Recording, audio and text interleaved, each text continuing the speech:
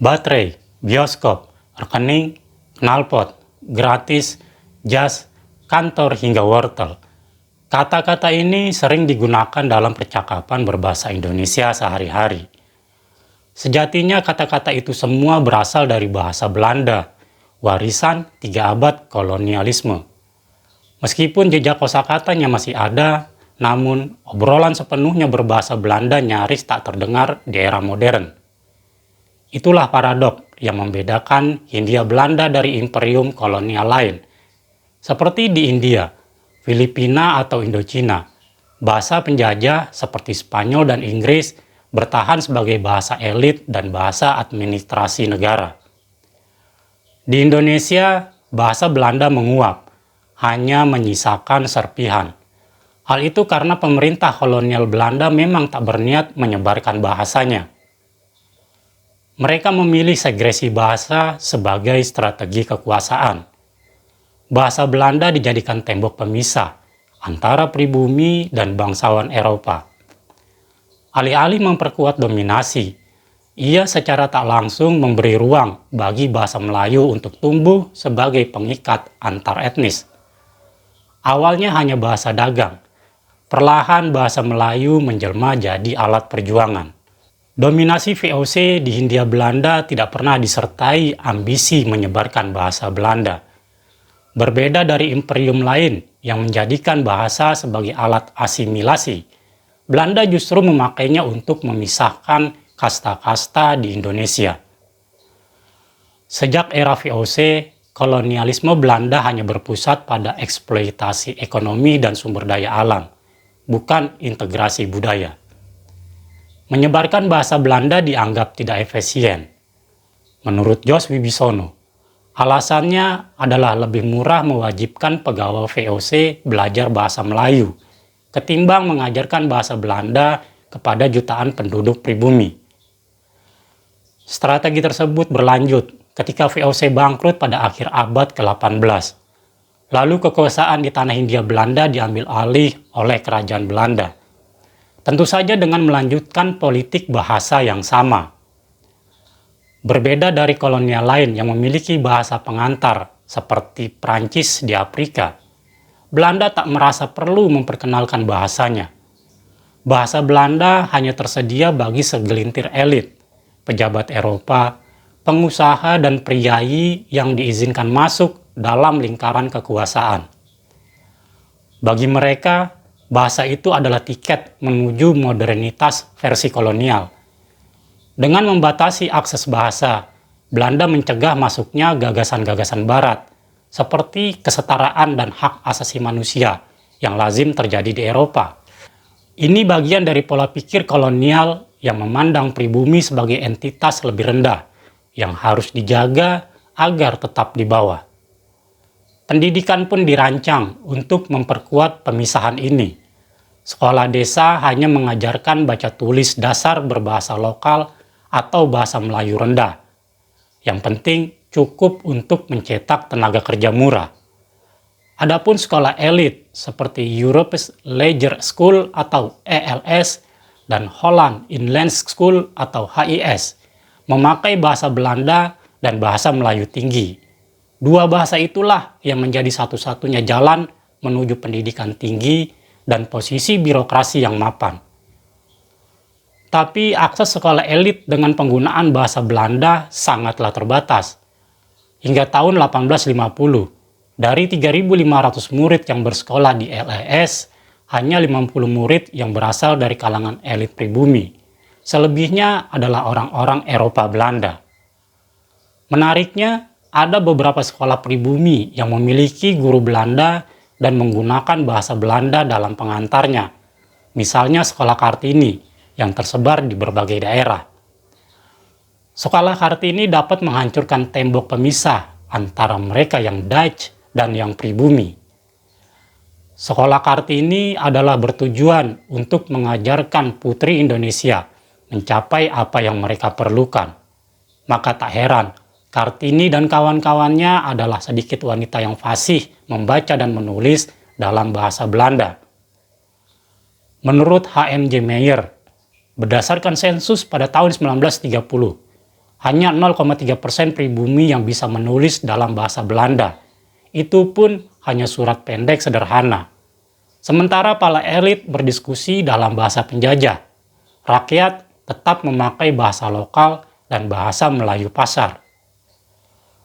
Bahasa Melayu pasar yang awalnya hanya alat komunikasi praktis, pelan-pelan menjadi benang pengikat antar etnis.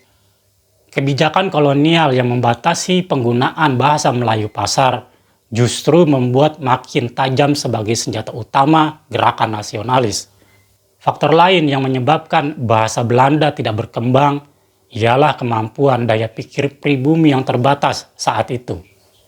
Grönneburg mencontohkan fenomena di Pulau Nias yang sempat mewacanakan pemberlakuan bahasa Belanda sebagai bahasa pengantar dan pergaulan, terutama untuk membantu penyebaran agama Kristen. Namun, itu akhirnya ditolak karena masyarakat Nias merasa kesulitan dengan bahasa Belanda.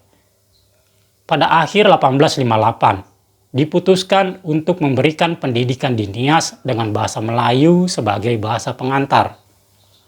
Pada Warsa 1865, pendidikan dasar di sekolah-sekolah pribumi sudah menggunakan bahasa daerah sebagai pengantarnya, yaitu Melayu, Jawa, Sunda, Madura, dan Batak Mandailing. Dan kemudian disusul oleh bahasa daerah lainnya antara tahun 1877 hingga 1900, seperti bahasa Bawean, Bugis, Dayak, Gorontalo, Makassar, Nias, Sangir, dan Tumbulu. Keputusan menggunakan bahasa daerah ataupun Melayu diperkuat oleh Dekret Kerajaan Belanda pada 30 Mei 1658 nomor 37. Kebijakan itu mengatur mengenai pendidikan bagi pribumi di Hindia Belanda. Akan tetapi, ketentuan dalam keputusan tahun 1868 itu yang menyatakan bahwa apabila bahasa daerah tidak dapat digunakan untuk pendidikan, bahasa lain yang dipahami oleh penduduk di wilayah tempat sekolah itu dapat digunakan. Namun peraturan itu telah digantikan oleh ketentuan yang lebih luas, yang menetapkan bahwa dalam kasus tersebut, pengajaran harus diberikan dalam bahasa Melayu, bukan bahasa lokal penduduk setempat.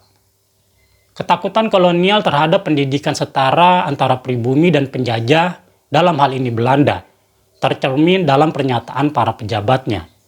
Meski ada beberapa suara optimis yang mendukung pendidikan setara, misalnya Gubernur Jenderal AWF Edinburgh yang mendukung perluasan pendidikan. Namun mayoritas pejabat menolak.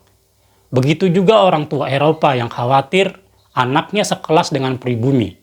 Ketakutan itu bukan soal pendidikan, namun soal kontrol. Belanda tahu memberi akses bahasa berarti memberi alat melawan. Pada akhirnya, strategi eksklusifnya memang berhasil menjaga hierarki, tapi gagal mencegah perlawanan. Dengan menolak menjadikan bahasa Belanda sebagai pemersatu dan membiarkan bahasa Melayu tetap hidup, mereka justru memperkuat medium yang akan menyatukan suara-suara perlawanan. Memasuki abad ke-20, arah politik Hindia Belanda mulai berubah. Sebuah lembaga penerbitan yang didirikan pada 1917 yang bernama Kantor voor de Volkslestuur, yang di kemudian hari dikenal sebagai Balai Pustaka. Tujuannya ialah mengontrol penyebaran informasi dan tulisan. Bersamaan dengan itu, suara perlawanan yang sebelumnya sunyi dan pasif mulai lantang. Kaum nasionalis yang lahir dari rahim politik etis melihat bahasa Melayu bukan lagi sekadar alat komunikasi, melainkan senjata untuk membentuk identitas dan menyebarkan gagasan. Bahasa Melayu menjadi medium perlawanan, dari ruang sidang Volksraad atau Dewan Rakyat hingga halaman surat kabar. Volksraad yang berdiri pada 18 Mei 1918 di Batavia menetapkan bahasa Belanda sebagai bahasa resmi.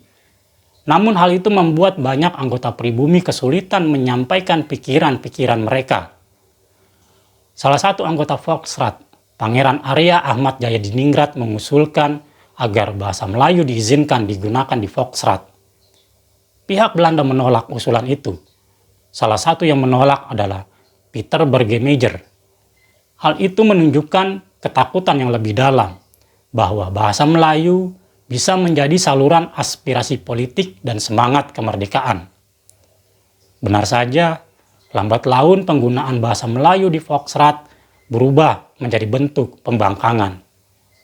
Pada Agustus 1939, MH Tamrin, Sutarjo, dan Sukowati mengajukan mosi di Foxrat yang mengusulkan penggunaan istilah Indonesia, Indonesier, dan Indonesis sebagai pengganti Nederland, Indi, Inlander, dan Inlands.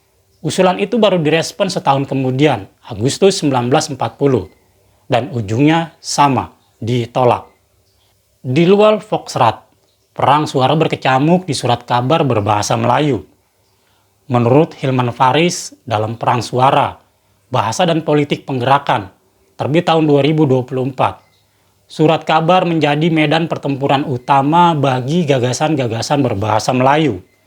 Media cetak membuka ruang publik baru, tempat gagasan-gagasan nasionalis menyebar lewat tulisan oleh Bumi Putra. Disinilah kosakata politik baru dibentuk. Kata bangsa tak lagi merujuk pada etnis, tapi pada nation yang melampaui batas kesukuan. Kemajuan tak lagi milik penjajah, tapi hak yang harus diperjuangkan. Dan merdeka berubah dari kebebasan pribadi menjadi cita-cita kolektif, yakni kemerdekaan nasional. Surat kabar perlawanan seperti Medan Priayi dan The Express menjadi corong suara rakyat. Mereka menyampaikan berita, keluhan, kritik, dan harapan. Sejak itu, pembaca mulai melihat dirinya sebagai bagian dari satu kesatuan, bukan lagi Jawa, Sunda, atau Melayu. Sebelum merdeka secara politik, para bapak bangsa menganggap bahwa rakyat terlebih dahulu harus mampu membayangkan dirinya sebagai bangsa, dan bahasa Melayu adalah alat untuk membentuk bayangan itu, bukan bahasa Belanda, bahasa kolonial. Puncak pembentukan identitas kolektif Indonesia terjadi pada Kongres Pemuda II di Batavia, 28 Oktober 1928. Di sana, organisasi-organisasi pemuda yang sebelumnya terikat pada identitas kedaerahan bersatu dalam satu visi kebangsaan. Di akhir Kongres, lahirlah Sumpah Pemuda. Butir ikrar ketiga mengenai penggunaan bahasa Indonesia lahir dari diskusi panjang, terutama berkat usulan Muhammad Tabrani yang melahirkan bahasa Indonesia alih-alih bahasa Melayu. Tabrani secara politis ingin memutus bahasa dari akar etnis dan menjadikannya milik bersama. Itulah proklamasi linguistik yang mendahului kemerdekaan politik. Pemerintah kolonial menyadari ancaman ini. Belanda pun melarang pengajaran bahasa Melayu di sekolah-sekolah di Jawa pada tahun 1930 dan di seluruh wilayah Nusantara pada 1932. Namun, tekanan itu justru memperkuat posisi bahasa Indonesia sebagai simbol perlawanan dan pemersatu. Momen yang paling mempercepat transformasi ini justru datang dari pendudukan Jepang antara tahun 42 hingga 45. Merujuk Sultan Takdir Ali Shahbana dalam Indonesia Language dan Literature to Essay, Jepang melarang total penggunaan bahasa Belanda di ruang publik untuk tujuan apapun. Mesti berniat menggantinya dengan bahasa Jepang. Rencana itu tak realistis. Maka kekosongan itu diisi oleh satu-satunya bahasa yang sudah menjangkau seluruh wilayah Indonesia, yaitu bahasa Indonesia. Sejak itu, untuk pertama kalinya, bahasa Indonesia digunakan secara resmi di semua ranah, mulai surat kabar, radio, dokumen pemerintah, hingga pendidikan dari tingkat dasar sampai perguruan tinggi. Komisi-komisi bahasa dibentuk untuk menerjemahkan istilah teknis dan administratif. Dalam waktu singkat, kosakata berkembang pesat, dan masyarakat mengalami imersi total. Saat Soekarno dan Hatta membacakan teks proklamasi pada 17 Agustus 45, mereka memilih bahasa Indonesia, bukan bahasa Jawa, bukan bahasa Belanda. Pilihan ini tak lagi diperdebatkan. Pasal 36 Undang-Undang Dasar 45 mengukuhkannya. Bahasa negara ialah bahasa Indonesia.